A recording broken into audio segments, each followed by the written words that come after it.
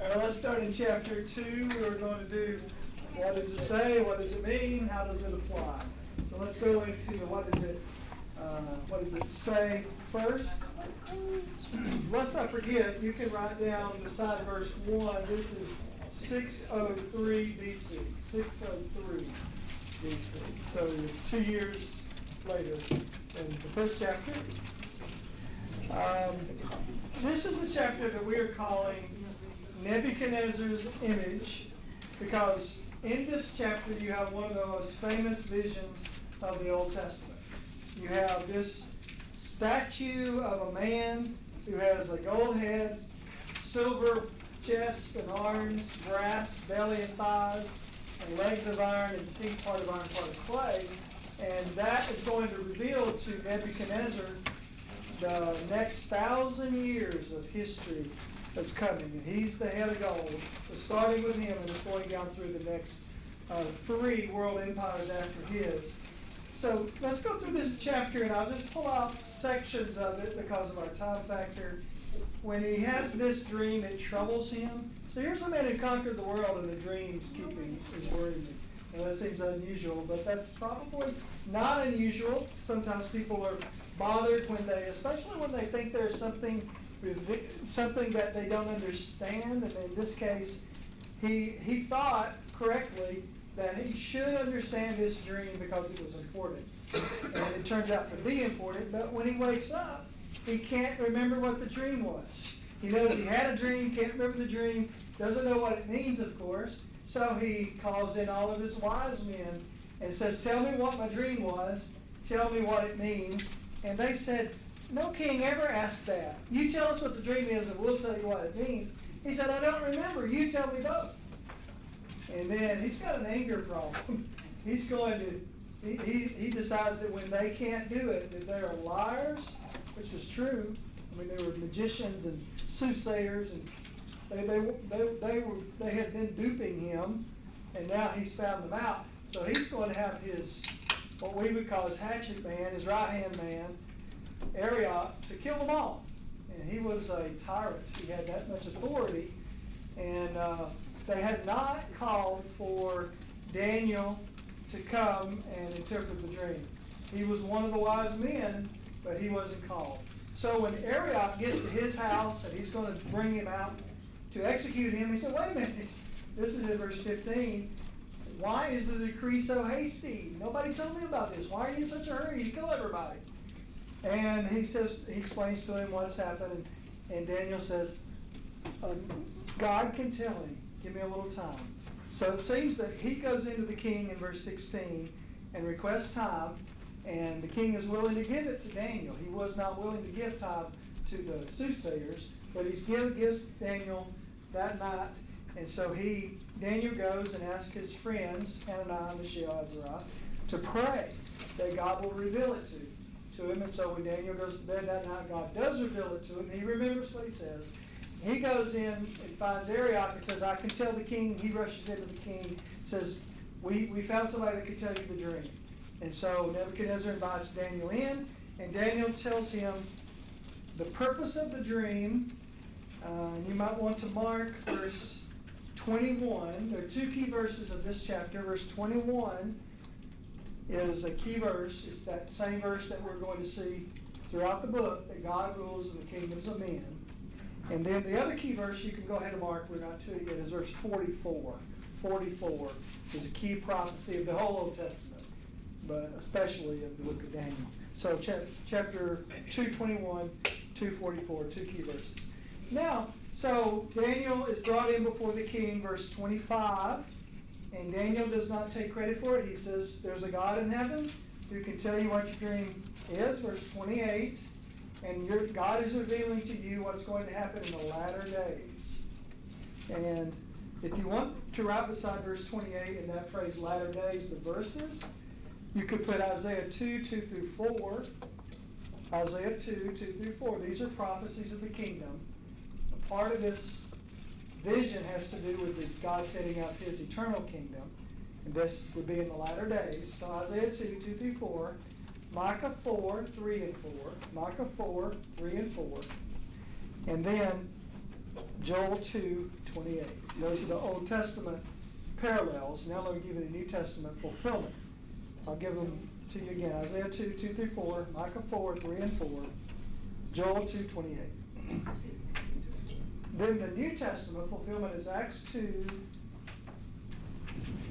17. No. This is that which you spoke about. Yeah. Acts 17. That is 17. Okay. Acts, I couldn't read my writing. Acts 2:17 and 3:24. Really the whole chapter of Acts 2, but 17 is the beginning of it. All right. Let me give you some things to, well, let me finish. Get ahead of myself.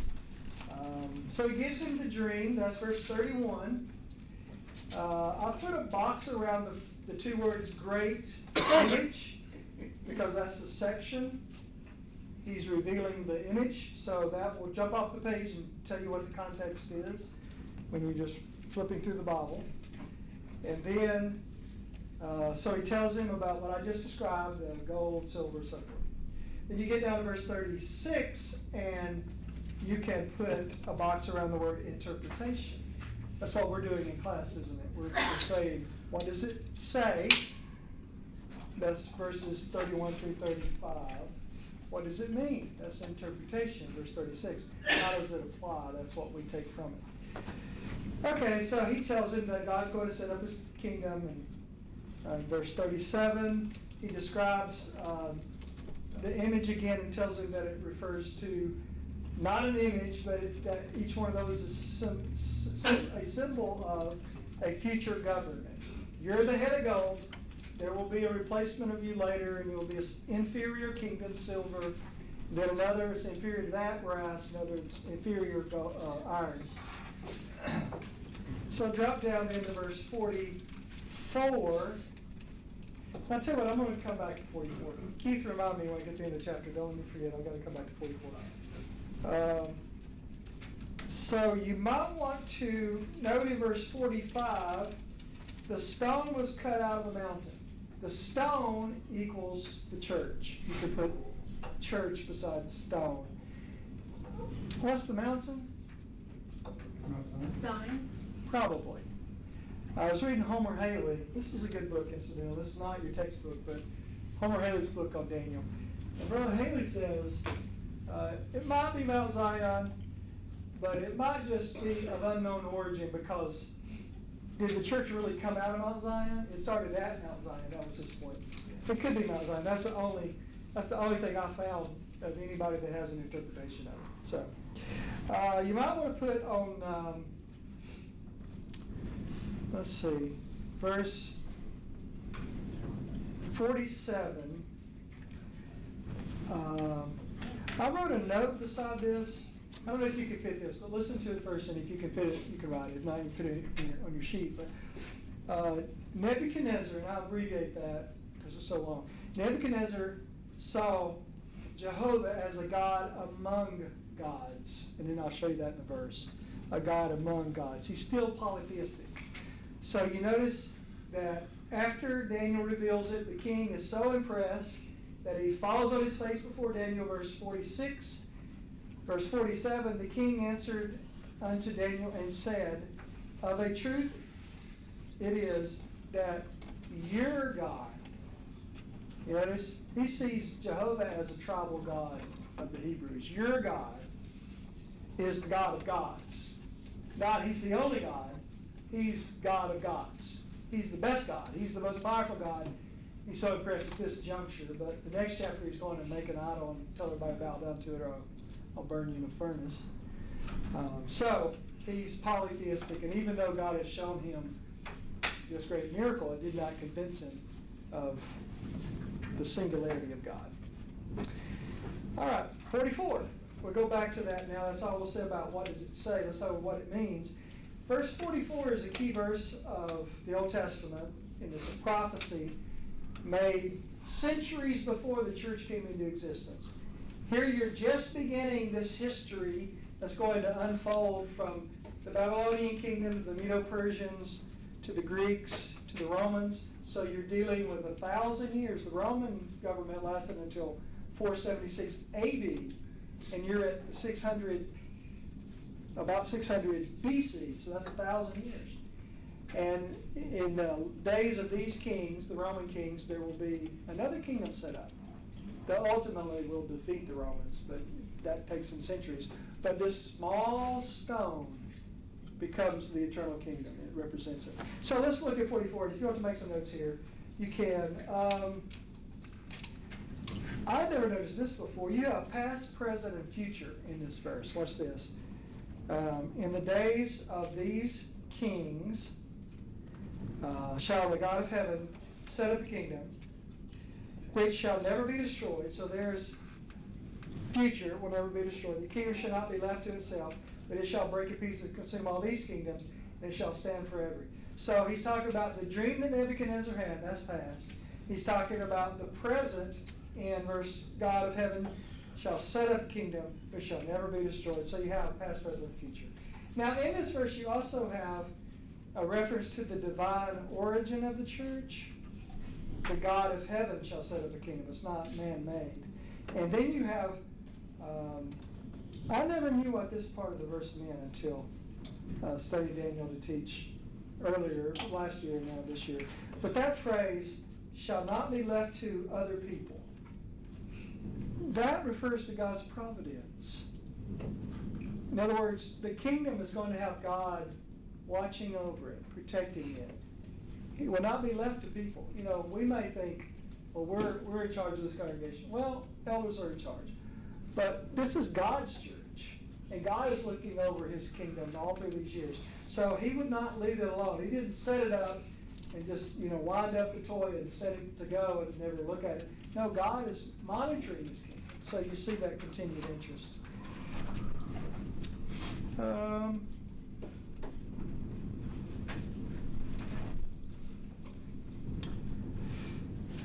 You could put down Micah 5:2 and 1 Corinthians 15:27 and 28 beside verse. Micah 5:2, 1 Corinthians 15:27 and 28. Well, put down 24 through 28 because 24 says that the kingdom will be delivered up to the Father. So you have the beginning of the kingdom in the days of the apostles. It will last until Jesus returns. That's the eternal kingdom. And not it won't even end then. It will just transfer to heaven. All right. Let's go to our sheets. The introduction, there are hardly any blanks in the first 3 pages, so you'll get to this a little bit. Just listen. But if you were teaching this in a Bible class or preaching it, you might want to use as an introduction dreams. So I looked up some information. Did you know that the average human spends 6 whole years of his or her life dreaming? And you condense it all down, it's that long, that much of our lives.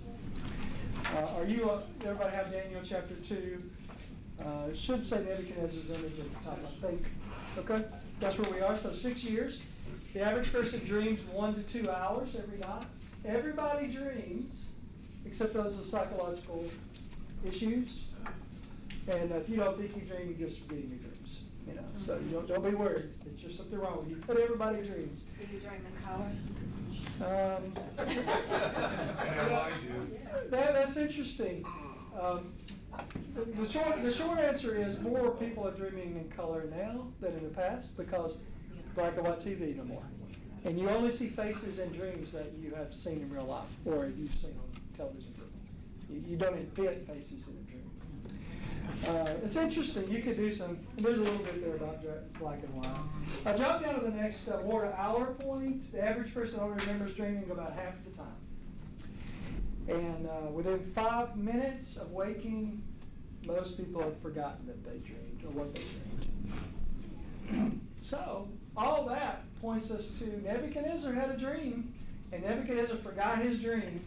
So you hopefully you brought your class or your audience attention to what you want to talk about. So they're saying, oh, that's interesting.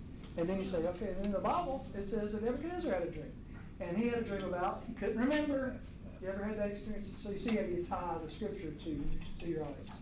All right, lesson 1, human wisdom is tested and found wanting.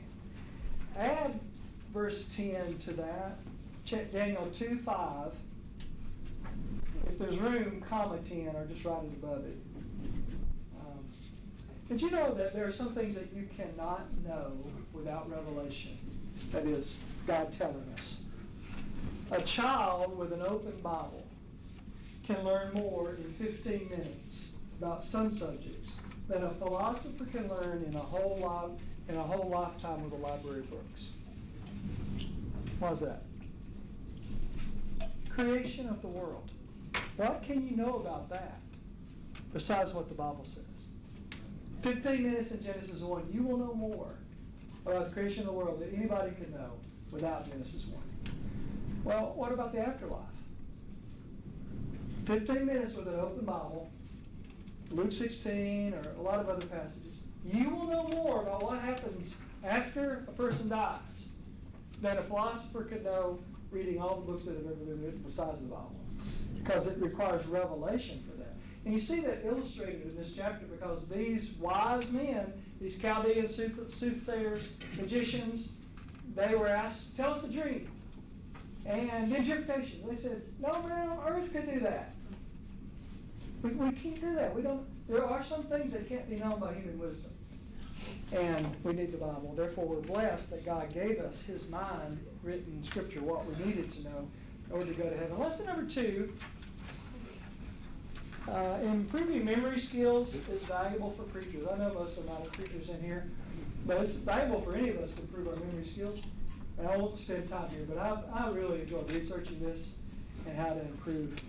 Have you ever noticed how some preachers can just seem to be able to remember a lot of material? Robert Taylor quote the whole Bible. I was thinking of Larry Acuff, Brother Elkins. He was great. Oh man, Michael Shepard. There's a lot of good stuff. Larry Acuff, I did a meeting or a day or something over there at Lithia Springs, and we were talking, and he's one of those that just seems like he can remember. I said, how do you do that? And he's the first that introduced me to some of these concepts here. I'd like to go through this. This would be interesting, but I'm not going to. But the one that he mentioned, one of the ways that he takes his sermon and he walks through his house and preaches points in different places. Goes down the basement, in the bedroom, different places. And when I heard that, I thought, I didn't tell him. I thought, I hope he doesn't watch this. I don't care if he watches this. I thought, that's crazy. You know, why? Well, that doesn't make any sense. And then I read it, and that's the only thing I'll read on this whole thing is the third bullet point under tips for improving memory. The last sentence is from Nelson Dellis, who's a world champion, 4-time USA memory champion. And he says, the number one technique that top memory athletes use is still and will always be the memory palace. If someone were to learn one thing, it should be that. Well, that's what he was talking about. Because you associate. And I've noticed that and as a local work, I preach my sermons walking down the trail. I walk usually 5 miles. And once I got away from town, nobody out there, I'd verbally preach what I was going to preach Sunday. Even years after preacher school, until I finished last year. And what I noticed is that when I was going back over it, like when I was preaching it or when I was thinking about it, I remember where I was when I preached that point. This tree or this creek or, there is something to it. I shouldn't have taken that much time on that, but that will help you. If you want to have a better memory, then those are some of the things that can be used. Alan, I've got a question. Okay. The wise men that he's talking about here, is this the background for the Magi that comes to the birth of Christ?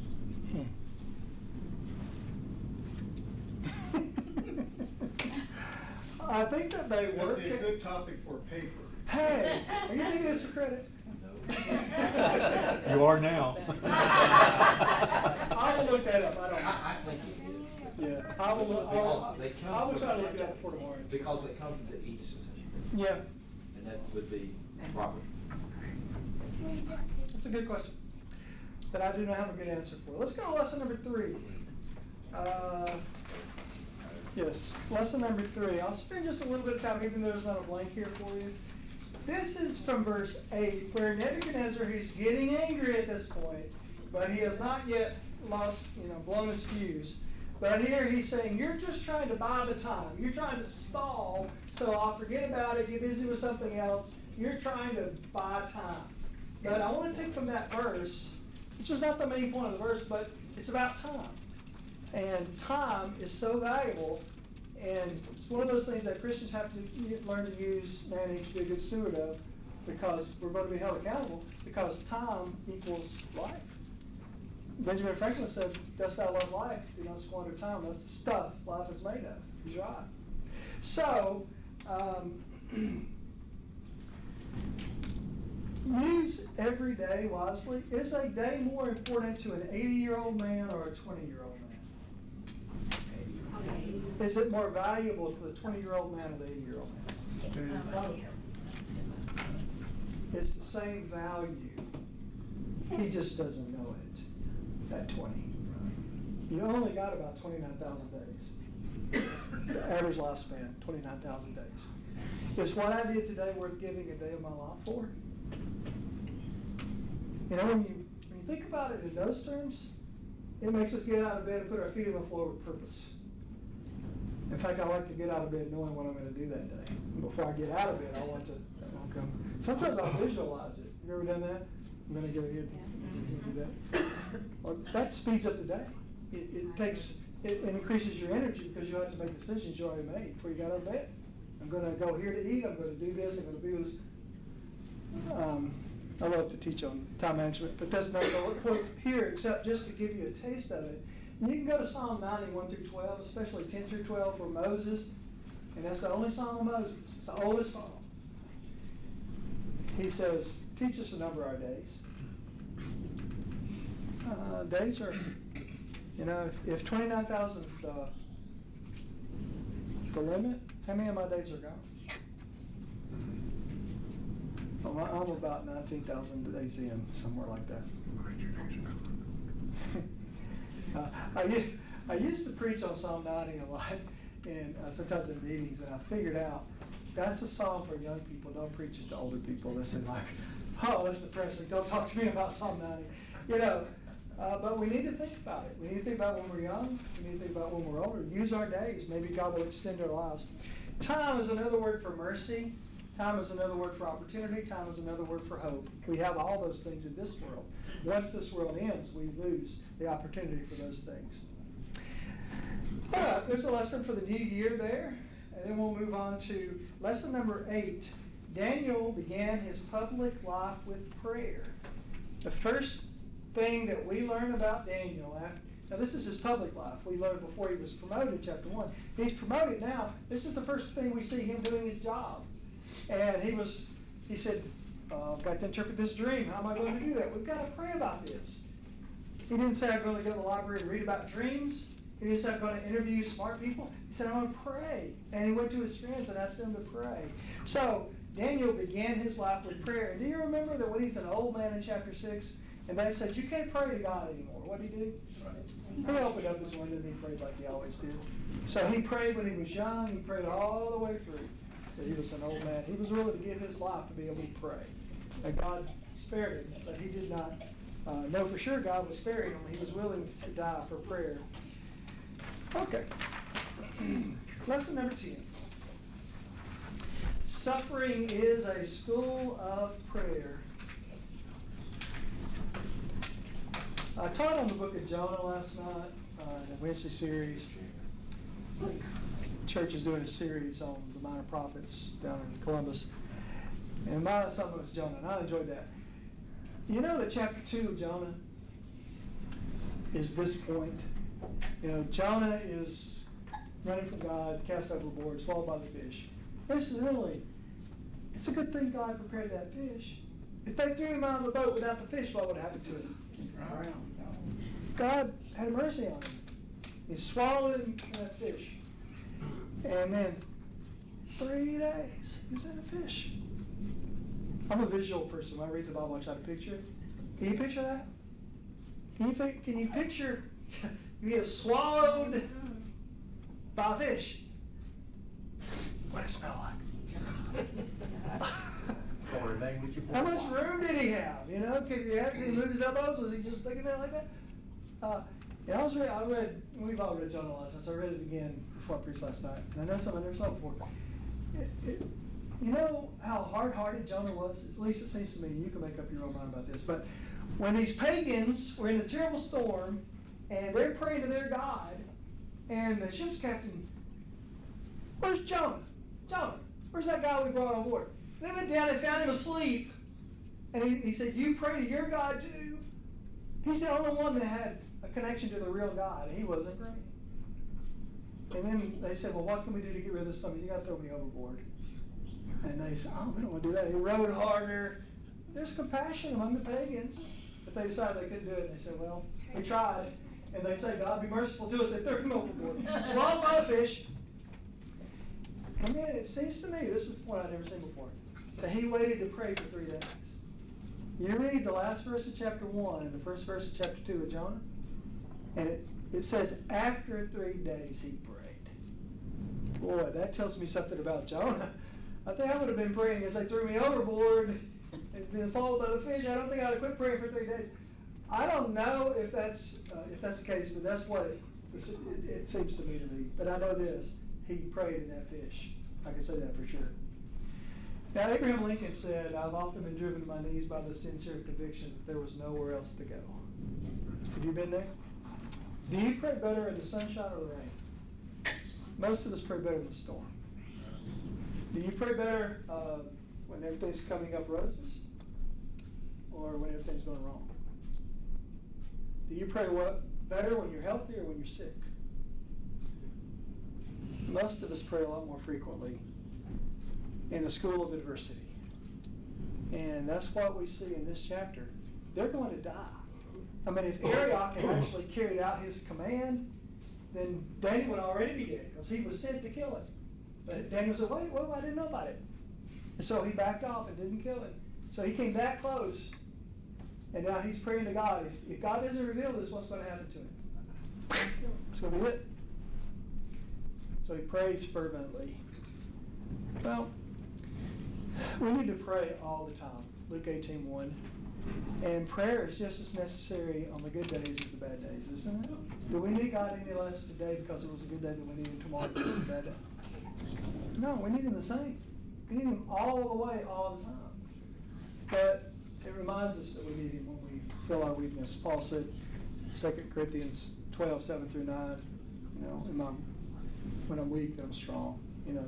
That's one of the ways we can become strong in our weakness is that it helps us spiritually. So there's a whole lesson you can preach there from lesson 10 about suffering in the school of prayer.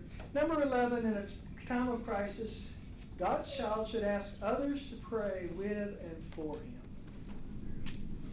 I love to go to church services. Every church has a personality, Those the preachers who preach in gospel meetings and all around, it doesn't take long to figure out the personality of a church where you are. Some are just like people. Some are sort of standoffish, and some are real friendly, and some are, it's just the way churches are. But I love to go to churches. Sometimes just traveling through and stop in randomly, and you find people that are so open with their lives, and they're transparent, and they will get up and say things I need prayer for, and they'll say something I probably wouldn't have told you about me. I like that. I think we need to be more like that. No, we don't. We don't have to. There's some things people don't need to know about our personal lives, But we need to ask other people to pray for us. And even if we don't announce it to the church, we got a circle of friends that we trust. Is there any more power in 4 prayers than 1 prayer? Yes. Yes. You got 4 fervent prayers from 4 godly men or godly Christians? That's better than 1 prayer by 1 godly man. You got a church full, that's even better. So we should ask others to pray for us. Lesson number 12. And before I leave that though, my favorite prayers when you visit like that is when somebody says, I'm studying the Bible, I've got a Bible study set up with my sister for tomorrow night. I really need you to pray that it goes well. I think that's so marvelous. We might have 10 prayers for sick people, bodies. There's something more important than the body. There's a soul. And those studies that are going on are so valuable. All right, 11 lesson number 12, and I think it's a typo here so you can fix it, but God should be blessed for blessing. That should be, at least on mine, it's not blessing. So the second word should be blessing. What does that mean? That means that God gives us a favor, that's a blessing. What should we do in turn? You say, well, what can you give God? He owns cattle on 1,000 hills, and the hills under 1,000 cattle. He owns everything, right? What can you give God? All what you're saying is right. You can give him thanks. You can give him praise. See, in this text, I had read this a lot of times and never noticed this. You know, that's how wonderful the Bible is. It's just so full. What verse is that? Verse 18. Look at the wording here. 18 and 19. So, the secret was revealed to Daniel, verse 19. So that's a blessing from God, right? It's the answer to his prayer. That's a blessing. Now what's the last part of verse 19? Then Daniel blessed the God of heaven. God blessed him, he blessed God. Now he didn't bless God in the same way, but he blessed him by saying things, by praising him. How many times do we get blessings? Maybe I'm telling myself more than I'm preaching to you, but how many times do we get blessings that we don't bless God for? He blessed me, but I didn't bless him. Be blessed. When we are blessed, we should bless. And that's a small lesson. It's not the main point of the chapter, but it's a very valuable thing because ingratitude is an ugly thing. And gratitude is a beautiful thing. Lesson 17. Just want to touch on this one. Thoughts upon the bed provide a valuable time for improving life and sermons. You know, you will spend about 1/3 of your life, a little less probably, in bed. Think about that. If you don't use that part of your life for God, you're missing out. So how do you use your time in bed for God? Let me give you some practical suggestions. I don't think that's on here, but do you go to sleep immediately when you hit the pillow? No. Some people do. Most of us don't. What do you do in that time between when you go to bed and when you go to sleep? Well, there's a lot of different things. But how can you use it for God? Here's some answers. Pray. Read the Bible. I think I'd go to sleep too. Read the Bible. Probably if it's dark, you might just want to meditate on the Bible. Yeah. That's the one I was thinking of. You Read know? a verse a day or something. You know, my phone, and you probably have this too, has a verse a day. It pops up every day. Meditate on it throughout the day, or the verse that you've chosen. What about the sermon? You hear David preach on Sunday, he's got a good sermon. Or Harry, or Dave, whoever. Keith, you say, wow, that's a deep, I never really thought about it like that before. What do you do with it? Take it home with you, take it to bed with you. You say, okay, he preached on Providence Sunday, and I remember he said that over in Joseph. I never thought about Joseph like that. And so you go through that point in your head about Providence and Joseph. Before long, you never knew it happened, but you fell asleep, you know? Like in the sermon, no, not like it.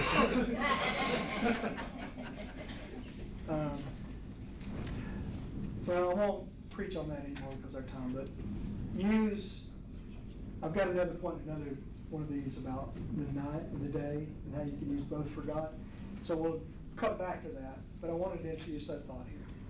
Lesson number 18, God revealed about 1,000 years of history to Nebuchadnezzar. I've told you that twice already, but here you can put it in your notes.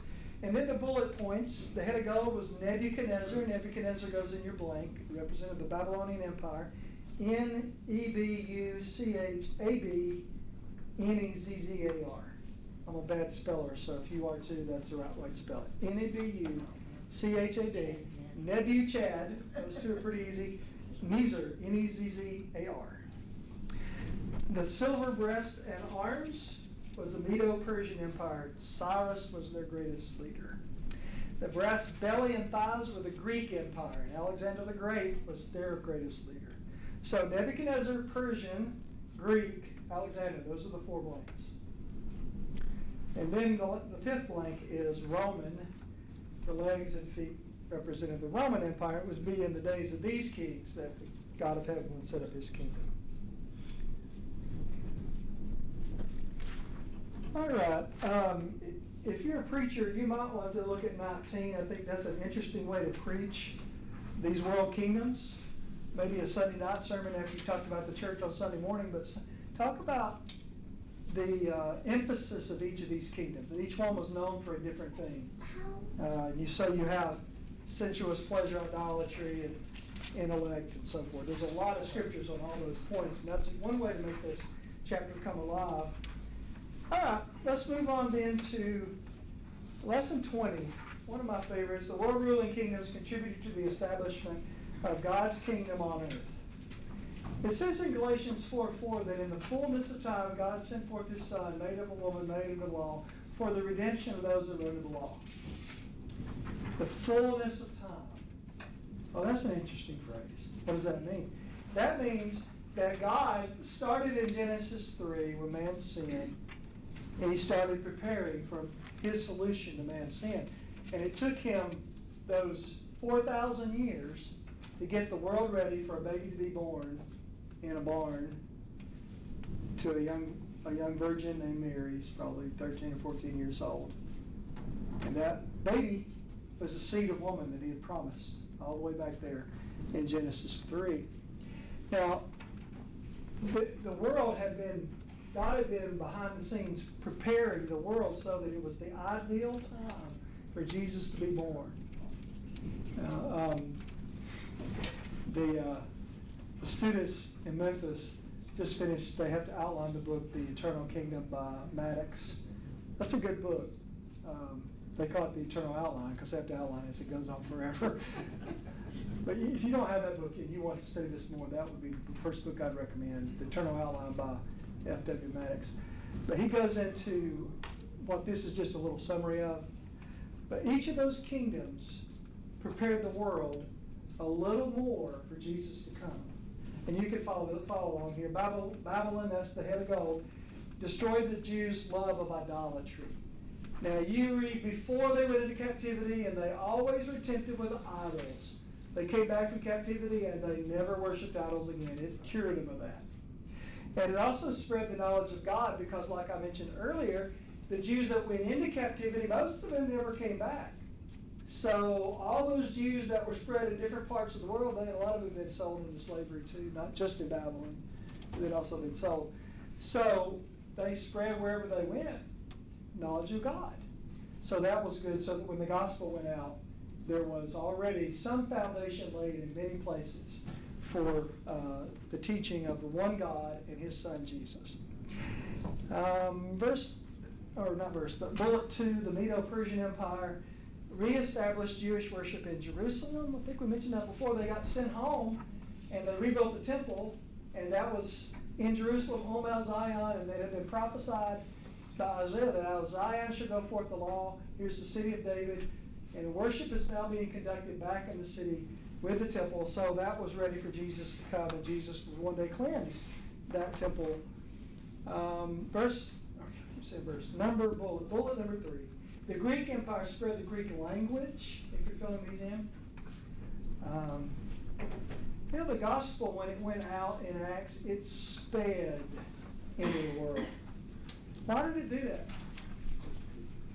Part of it was because there's a universal language. Now, English is the nearest thing we have to universal language now, but there's a lot of the world that doesn't speak our language. So I've preached in Africa. A lot of you have gone to other places.